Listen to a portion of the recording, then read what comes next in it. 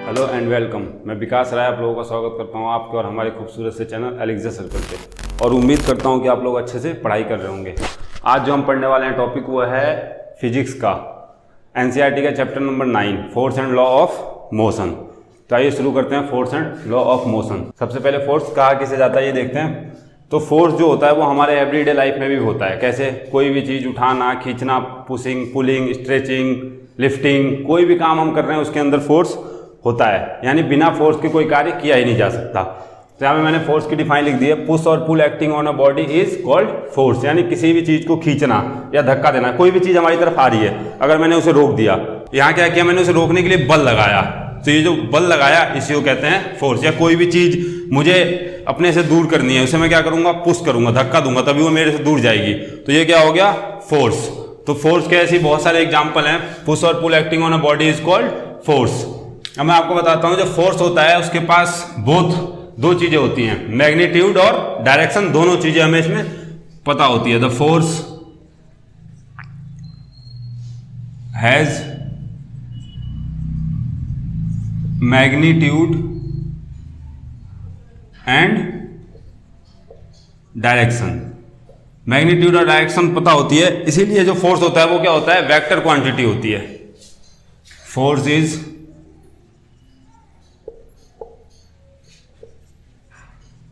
Vector quantity. Force जो होती है इसीलिए वेक्टर क्वांटिटी होती है। इसे फोर्स में मैग्नीट्यूड और डायरेक्शन दोनों चीजें हमें पता होती है। ये एक तरीके से समझिए, मैं आपको फोर्स के कैरेक्टरिस्टिक बता रहा हूं। तीसरा पॉइंट जो होता है, the SI unit of force is Newton, जिसको डिनोट करते हैं एन से। ऐसा यूनिट जो होती है फोर्स की वो होती है न्यूटन। उसके बाद इट इज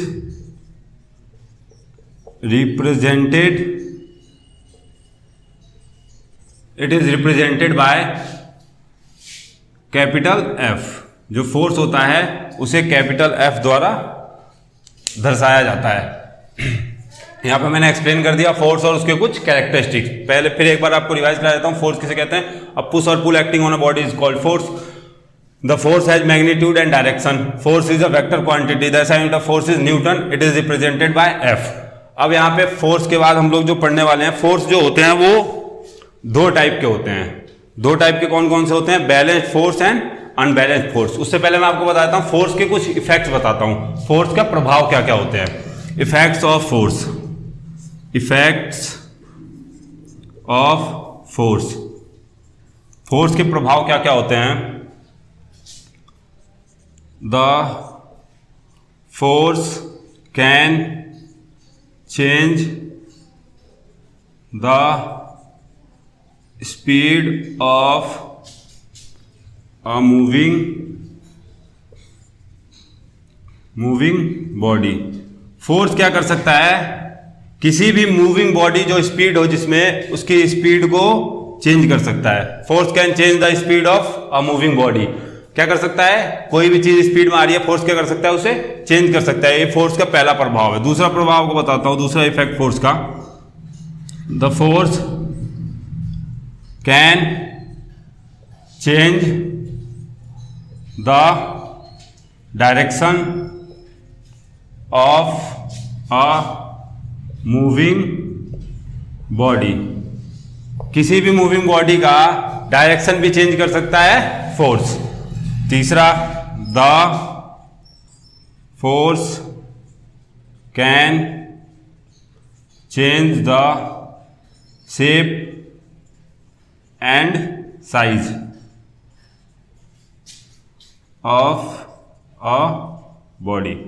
किसी भी वस्तु का शेप और साइज भी चेंज कर सकते हैं बल द्वारा। यहां पे मैंने आपको इसके इफेक्ट भी समझा दिए। अब हम लोग पढ़ेंगे आगे।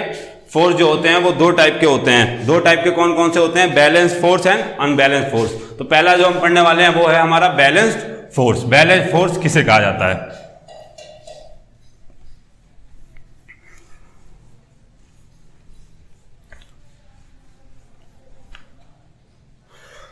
Types of force. Types of force. पहला जो है अपना वो है बैलेंस्ड फोर्स। बैलेंस्ड फोर्स किसे कहा जाता है? पहले मैं यहां पे इसकी डिफाइन लिख देता हूं। If the resultant of all the forces are acting on a body is zero, the forces are called balanced force। Balanced force. Example मैं आपको यहाँ पे समझाऊंगा। टग वॉर। टग वॉर बोले तो रोप पुलिंग का। एक ही एग्जाम्पल से मैं आपको बैलेंस फोर्स समझाने की कोशिश करूंगा। पहले मैं आपको बताता हूँ बैलेंस किसे कहते हैं। Balance force, if the resultant of all the forces are acting on a body is zero, the forces are called balance force. जब कोई भी फोर्स जो लग रहा है वस्तु पे वो अगर जीरो हो, बल जो लग रहा है वो जीरो हो, तो क्या होगा? अगर उसका रिजल्ट जीरो हो तो वो बैलेंस फोर्स होगा। कैसे? टग वॉर, रोप पुलिंग का खेल आपने खेला होगा। इसमें दो टीमें होती हैं और दोनों तरफ रस्सी को खींच रही होती हैं, लेकिन दोनों तरफ से बराबर बल लग रहा होता है। तो दोनों तरफ से बराबर बल लगने के कारण क्या होता है? कोई भी टीम नीचे नहीं गिरती, ना रस्सी न इधर की टीम खींच पाती है ज्यादा, ना उधर की टीम खींच पाती है, ना कोई गिरता है। क्यों? क्योंकि दोनों तरफ से बल बराबर लग रहा होता है। तो बराबर बल के कारण जो यहाँ पे रिजल्ट होता है हमारा, वो क्या हो जाता है? फोर्स जीरो हो जाता है। नेट फोर्स कितना हो जाता है? Net force equal to zero. इसीलिए जब भी नेट फोर्स जीरो होगा तो क्या होगा? बैलेंस फोर्स, उसे बैलेंस फोर्स कहेंगे। ठीक है। अब मैं आपको यहाँ पे अनबैलेंस फोर्स यहीं पे समझा देता हूं। अनबैलेंस फोर्स किसे कहा जाता है?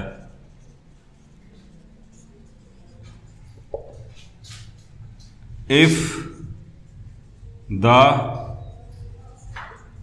Resultant of all the forces are acting on a body is not zero, the forces are called unbalanced force। Unbalanced force. इसका भी एग्जाम्पल मैं आपको टग वॉर से ही समझा रहा हूं। टग वॉर, रोप पुलिंग। देखिए कैसे। इसके अंदर क्या होता है? उसके अंदर हमारा क्या था? जो हम फोर्स लगा रहे थे उसका रिजल्ट जो था वो जीरो था। इसके अंदर क्या होता है? रिजल्ट जो होता है फोर्स का वो जीरो कभी भी नहीं होता, तभी होता है अनबैलेंस्ड फोर्स। फिर से वही एग्जांपल मैं आपको समझाता हूं। टग वॉर, रोप पुलिंग। उसमें क्या होता है? दो टीमें फिर से खेल रही हैं, रस्सी खींच रही हैं, रस्सी दो टीमें हैं और दोनों टीम में क्या होता है? दूसरी टीम क्या करती है? गिव अप कर देती है, छोड़ देती है।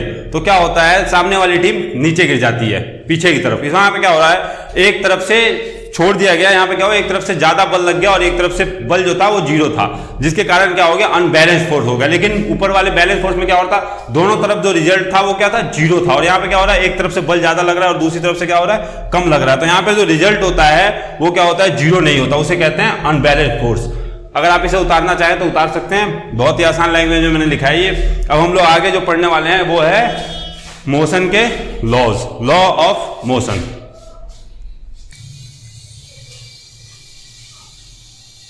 अब हम लोग आ गए फोर्स के लॉ, न्यूटन के लॉ। पहला लॉ क्या कहता है? मोशन का, फर्स्ट लॉ ऑफ मोशन, जिसे इनर्शिया कहते हैं। इनर्शिया जड़त्व। अब मैं आपको पहले समझाता हूं ये लॉ कहता क्या है। हिंदी इंग्लिश दोनों में आसानी से बिल्कुल समझाऊंगा। An object at rest stay at rest. कोई भी वस्तु जो रेस्ट में है वो रेस्ट में रहेगी। एन ऑब्जेक्ट इन मोशन, अगर कोई वस्तु है वो मोशन में है तो वो मोशन में रहेगी with the same direction and same speed. वो क्या होगा? सेम स्पीड के साथ सेम डायरेक्शन में क्या होगी? मोशन में ही रहेगी, जब तक कि कोई बाहरी बल उस पर ना लगे, जब तक कि कोई एक्सटर्नल फोर्स ना लगे। इसे जो पहला लॉ है, this law is also known as the law of inertia. इसे जड़त्व का नियम भी कहते हैं। हिंदी में अगर आप पढ़ेंगे तो इसे जड़त्व का नियम ही कहा जाता है। तो यहाँ पे क्या कहता है पहला लॉ, फिर एक बार आपको हिंदी में समझाता हूं अच्छे से। कोई भी वस्तु अगर चल रही है तो वो चलती रहेगी, अगर वो रुकी हुई है तो रुकी हुई रहेगी। कब तक? जब तक कि कोई एक्सटर्नल फोर्स उस पर ना लगे, जब तक कि कोई बाहरी बल उस पर ना काम करे, तब तक वो सेम स्पीड में, सेम डायरेक्शन में रहेगी। अभी मैं इसका एग्जाम्पल दूंगा। पहले मैं आपको बताता हूँ इनर्शिया क्या होता है। जो इनर्शिया होता है वो टोटली डिपेंड होता है किस पे? फोर्स पे। और जो इनर्शिया होता है वो 3 टाइप का होता है। इनर्शिया 3 टाइप का होता है। पहला होता है इनर्शिया ऑफ मोशन, दूसरा होता है इनर्शिया ऑफ रेस्ट, और तीसरा जो होता है वो होता है इनर्शिया ऑफ डायरेक्शन। 3 इनर्शिया काम करते हैं इसके अंदर। कैसे करते हैं मैं आपको एग्जांपल देके समझाता हूं। पहले आप लोग एग्जांपल ले लीजिए इनर्शिया ऑफ रेस्ट का। क्या होता है, जैसे अब मैं आप लोगों को एग्जांपल देता हूं। जैसे बस में हम ट्रेवल कर रहे हैं, तो बस में चाहे आप बैठे हो या खड़े हो, तो बस क्या होती है? मोशन में होती है। बस के साथ हम खड़े हैं तो हम भी क्या होते हैं? मोशन में होते हैं। बस के साथ हम भी मोशन में चल रहे हैं। लेकिन अचानक ड्राइवर के ब्रेक मारने पे क्या होता है? बस तो रेस्ट में आ जाती है, लेकिन हम क्या करते हैं? हम मोशन में रहते हैं, जिसके कारण क्या होता है? हमें झटका लगता है और क्या होता है? हम आगे की तरफ झुक जाते हैं। ये हो गया इनर्शिया ऑफ रेस्ट का एग्जाम्पल, जिसमें क्या हुआ कि बस रेस्ट में आ गई लेकिन हम मोशन में थे, जिसके कारण क्या हुआ? हमें झटका लगा और हम आगे की तरफ झुक जाते हैं। ठीक है, यहां पे भी न्यूटन का पहला लॉ लागू हो रहा है। देखिए, उसके बाद मैं आपको एक और एग्जांपल देता हूं कि इनर्शिया ऑफ मोशन कैसे होता है। एक एग्जांपल बताता हूं मैं आपको कारपेट का। कारपेट होता है, कारपेट में डस्ट होती है, तो उसे अगर हम स्टिक से मारते हैं तो उसमें क्या होता है? उसमें डस्ट नहीं हटता, डस्ट अपनी जगह है, कारपेट पीछे से हटता है स्टिक पे मारने पे। तो इस यहाँ पे क्या होता है? डस्ट जो था वो रेस्ट में है, लेकिन जो कारपेट था वो मोशन में आ गया, जिसके कारण क्या हुआ? डस्ट जो था वो अलग हो गया। तो यहां पे क्या हो गया? Inertia of motion. यहां पे मैंने आपको इनर्शिया ऑफ मोशन बता दिया। तो पहला लॉ ये था। पहले लॉ में क्या होता है, फिर आपको एक बार रिवाइज करा देता हूं। कोई भी वस्तु अगर रेस्ट में है तो रेस्ट में रहेगी, अगर वो चल रही है तो वो चलती रहेगी, जब तक कि कोई भी बाहरी बल उस पर काम ना करे। अब हम लोग आगे पढ़ने वाले हैं, जो वो है मोमेंटम। अब मैं आप लोगों को बताता हूं मोमेंटम। मोमेंटम किसे कहा जाता है? जैसे हिंदी में क्या कहा जाता है? संवेग। संवेग किसे कहा जाता है? Momentum is the product of mass and velocity of an object. किसी भी वस्तु का मास और वेलोसिटी का जो प्रोडक्ट होता है, total product of mass and velocity. ये नहीं कि सिर्फ मास ले लिया या फिर सिर्फ वेलोसिटी ले ली तो वो मोमेंटम हो जाएगा, संवेग कहलाएगा। इसके लिए मैं आपको बहुत अच्छा एग्जांपल देकर समझाऊंगा। तो इसीलिए आपको यहाँ पे समझाना है, जो समझना चाहिए अच्छे से, जो प्रोडक्ट होगा मास और वेलोसिटी का किसी भी ऑब्जेक्ट पे, उन दोनों का जो प्रोडक्ट होगा तभी वो कहलाएगा मोमेंटम, संवेग। जो संवेग होता है उसे डिनोट किया जाता है P से। मोमेंटम जो है वो वेक्टर क्वांटिटी है। एसआई यूनिट जो होती है मोमेंटम की, वो क्या होती है? kg मीटर पर सेकेंड। मोमेंटम का फॉर्मूला होता है P = m × v। P जो है मोमेंटम के लिए है, momentum is denoted by P, mass is denoted by m and velocity is denoted by v। अब मैं आपको यहाँ पे समझाता हूँ, मोमेंटम का एग्जांपल देके आपको समझाने की कोशिश करता हूँ कि मोमेंटम होता क्या है। देखिए, जो मोमेंटम होता है वो होता क्या है? जैसे कोई बहुत ही छोटा टेबल टेनिस बॉल है। टेबल टेनिस बॉल आपको पता है कितनी छोटी होती है। तो आप टेबल टेनिस बॉल खेल रहे हैं, अगर आपको उससे चोट लग जाती है तो कितना नुकसान होगा? बहुत ही कम, कुछ भी नहीं, ऐसा कह सकते हैं। अब हम उसे कंपेयर करते हैं एक क्रिकेट बॉल जो बहुत ही भारी होता है। अगर हमें उससे चोट लग जाए तो ज़्यादा नुकसान हो सकता है। तो यहाँ पे मैं आपको क्या बताना चाहता हूँ कि जितना कम मास होगा मोमेंटम उतना कम होगा, जितना ज़्यादा मास होगा मोमेंटम उतना ज़्यादा होगा। लेकिन यहाँ पे एक और एग्जांपल देता हूँ। एक हम बंदूक की गोली का एग्जांपल लेते हैं। जो गोली होती है उससे क्या होता है? बुलेट से क्या होगा? बुलेट का मास कितना होगा? बहुत ही कम होगा, लेकिन वो नुकसान ज्यादा पहुंचा सकती है। क्यों? क्योंकि उसकी वेलोसिटी जो होती है वो बहुत ही ज्यादा होगी, उससे हमें बहुत ज्यादा नुकसान हो सकता है। तो क्यों? क्योंकि उसकी वेलोसिटी बहुत ज्यादा होगी। और जो अभी मैंने आपको एग्जांपल दिया उसमें क्या था? उसमें मास जितना कम था मोमेंटम उतना कम हो रहा था, मास जितना ज्यादा था मोमेंटम उतना ज्यादा हो रहा था। तो यहाँ पे क्या पता चलता है? जो प्रोडक्ट होगा दोनों का, मास और वेलोसिटी का, दोनों का जो प्रोडक्ट होगा उसी को कहा जाएगा मोमेंटम। अब मैं आप लोगों को बताता हूं second law of motion. Second law of motion जो कि मोमेंटम से बिल्कुल रिलेट करता है, सेम है, इसलिए मैंने यहाँ पे समझा दिया है। The rate of change of momentum is proportional to applied force is unbalanced. यहाँ पे क्या कह रहा है? जो मोमेंटम में परिवर्तन की दर होगी वो क्या होगी? डायरेक्टली प्रोपोर्शनल होगी अनबैलेंस्ड फोर्स के। यहाँ पे फोर्स का फॉर्मूला मैंने लिख दिया, यहाँ पे इसका फॉर्मूला होता है force equal to mass into acceleration. Mass और जो फोर्स होता है वो क्या होता है, समानुपाती होता है किसके, एक्सेलरेशन के। The rate of change of momentum is proportional to the applied force is unbalanced. अब हम लोग जो आगे पढ़ने वाले हैं वो है न्यूटन का तीसरा लॉ। अब हम लोग आ गए न्यूटन के तीसरे लॉ पे। दो लॉ मैंने आपको समझा दिए हैं, अब मैं आपको बताता हूँ यहाँ पे तीसरा लॉ क्या होता है मोशन का। मोशन का जो पहला तीसरा लॉ होता है वो क्या कह रहा है, to every action there is an equal and opposite reaction. कोई भी क्रिया जो होती है उसके बराबर या उसके अपोजिट प्रतिक्रिया जो होती है वो एक्शन के अपोजिट रिएक्शन होता है, यानी क्रिया के बराबर प्रतिक्रिया होता है, बराबर क्रिया के बराबर प्रतिक्रिया होता है। ये होता है न्यूटन का तीसरा लॉ। जैसे मैं आपको यहाँ पे एग्जांपल देके समझाता हूँ। जैसे कोई बैल है, अब हम क्या कर रहे हैं, बैल को अपनी ओर खींच रहे हैं। तो हमने यहाँ पे क्या किया, बैल को खींच के हमने क्या किया, हमने यहाँ पे बैल को अपनी ओर खींचा, तो एक्शन क्रिया किया हमने, एक काम किया। और उसके अपोजिट में बैल क्या कर रहा है, वो भी अपनी ओर बल लगा रहा है, कह रहा है नहीं आऊंगा मैं आगे, तो वो भी क्या कर रहा है, अपनी ओर एक बल लगा रहा है। तो जो यहाँ पे क्या हो रहा है, मैं भी बल लगा रहा हूँ और बैल भी बल लगा रहा है। तो यहाँ पे क्या हो रहा है, एक्शन के अपोजिट और इक्वल क्या हो रहा है, यहाँ पे एक रिएक्शन हो रहा है बैल द्वारा। तो ये हो गया न्यूटन का तीसरा लॉ। एक और आपको एग्जांपल देता हूं जो मैंने यहाँ पे लिख दिया है। क्या होता है जब हम ग्राउंड पे चल रहे हैं तो हमारे पैर क्या कर रहे हैं, ग्राउंड को बैकवर्ड पीछे की तरफ धक्का दे रहे हैं। ये तो आप लोगों ने पहले पढ़ा होगा, जो ग्राउंड को धक्का दे रहे हैं, हम चल रहे हैं, ग्राउंड पीछे की तरफ जा रहा है, किसके कारण होता है, फ्रिक्शन फोर्स के कारण। तो यहाँ पे क्या हो रहा है, हम लोग ग्राउंड को बैकवर्ड धक्का दे रहे हैं और रिटर्न में ग्राउंड क्या कर रहा है, हमारे फुट को आगे की तरफ पुश कर रहा है। तो जो आगे की तरफ पुश कर रहा है, यहाँ पे क्या हो रहा है, एक्शन के अपोजिट रिएक्शन हो रहा है। एक और आपको तीसरा एग्जाम्पल देता हूं मैं इसके ऊपर, जो बहुत ही इंपॉर्टेंट है और पेपर में भी आता है, recoil of gun. Recoil of gun बहुत अच्छे से पेपर में पूछता है बोर्ड एग्जाम्स में। तो मैं आप लोगों को यहाँ पे बताता हूँ रिकॉइल ऑफ गन होता क्या है। क्या होता है, जब गन मैन गोली चलाता है तो गोली की स्पीड इतनी तेज होती है, वो आगे की तरफ जाती है, तो क्या होता है, बंदूक का मास इतना ज्यादा होता है कि क्या करता है, गन मैन को एक जर्क लगता है, हल्का सा झटका लगता है। तो ये जो झटका लग रहा है उससे कंधे पे अचानक वो पीछे हो जाता है थोड़ा सा। तो जो ये झटका लग रहा है, ये झटका लगना क्या है, थर्ड लॉ ऑफ मोशन है। यहाँ पे क्या हो रहा है, एक्शन के equal opposite, equal and opposite क्या हो रहा है, एक रिएक्शन हो रहा है। तो मैंने यहाँ पे आप लोगों को मोशन के तीनों लॉ समझा दिए हैं और उम्मीद करता हूँ कि आप लोगों को समझ में आया होगा और सबसे आसान डिफाइन लिखने की कोशिश की और समझाने की कोशिश की है। अगर आप लोगों को उतारना है तो आप लोग उतार भी सकते हैं पॉज करके वीडियो में, जहां भी आपको लगे ये इंपॉर्टेंट है। अब मैं आप लोगों को आगे पढ़ाता हूं कंजर्वेशन ऑफ मोमेंटम। न्यूटन के तीसरे लॉ के बाद अब मैं आप लोगों को समझाता हूं कंजर्वेशन ऑफ मोमेंटम। ठीक है, संवेग के संरक्षण का नियम। अब देखते हैं संवेग के संरक्षण का नियम क्या कहता है। यहाँ पे मैंने इसको लिख दिया है, डिफाइन कर दिया है।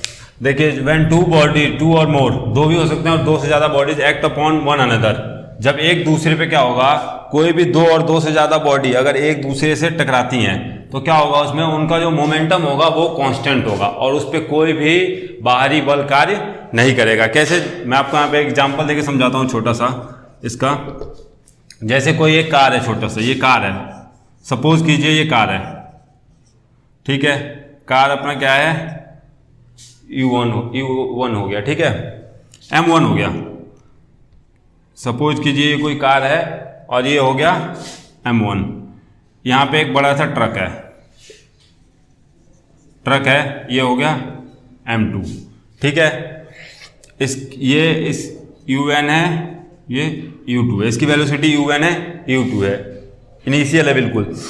अब क्या हुआ यहाँ पे, ये मानिए कि ये जो कार थी हमारी वो क्या हुई, ट्रक से टकरा गई। ट्रक से यहाँ पे क्या हुआ, टकराव हो गया। M1 जो था वो M2 से टकरा गया, ठीक है। ये यहां लिख देता हूं,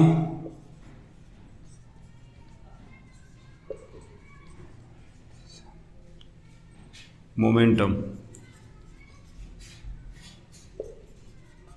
टकराव से पहले का, ठीक है, ये हो गया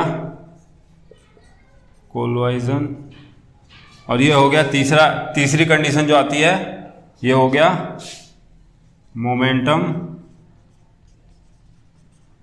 आफ्टर कोलिजन। अब यहां पे क्या होगा, टकराव के बाद इसकी वैल्यू क्या होगी, जो कार था उसका मास सेम रहेगा M1, ट्रक था उसका मास भी सेम रहेगा M2, क्योंकि मास में कोई भी परिवर्तन नहीं होता है। लेकिन वेलोसिटी टकराव के बाद क्या होगी, बढ़ जाएगी। ये हो जाएगा V1, ये हो जाएगा v2। तो अब इसमें क्या देख रहे हैं हम लोग, इसमें बन क्या रहा है फॉर्मूला मोमेंटम ऑफ कंजर्वेशन में, मोमेंटम ऑफ कंजर्वेशन। यहां पे क्या हो रहा है, पहले हमारी वैल्यू क्या थी, m1 u1 plus m2 u2 equal to, after collision टकराव के बाद क्या होता है, इसकी वैल्यू क्या हो जाती है m1 v1 plus m2 v2।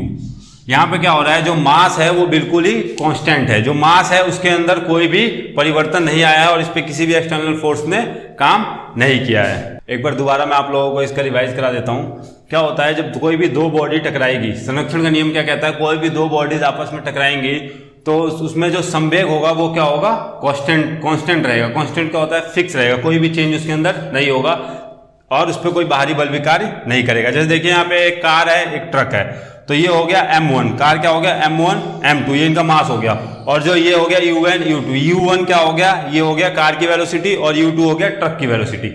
अब क्या होता है, ये मोमेंटम बिफोर कोलोजन, इनके बीच में कोलोजन मतलब ये आ रहे हैं, बहुत स्पीड में आ रहे हैं, किसी वेलोसिटी के साथ आ रहे हैं, u1 और u2 वेलोसिटी के साथ आ रहे हैं। यहाँ पे क्या हो रहा है, फिर कार और जो ट्रक थे वो क्या हुआ, आपस में टकरा गए।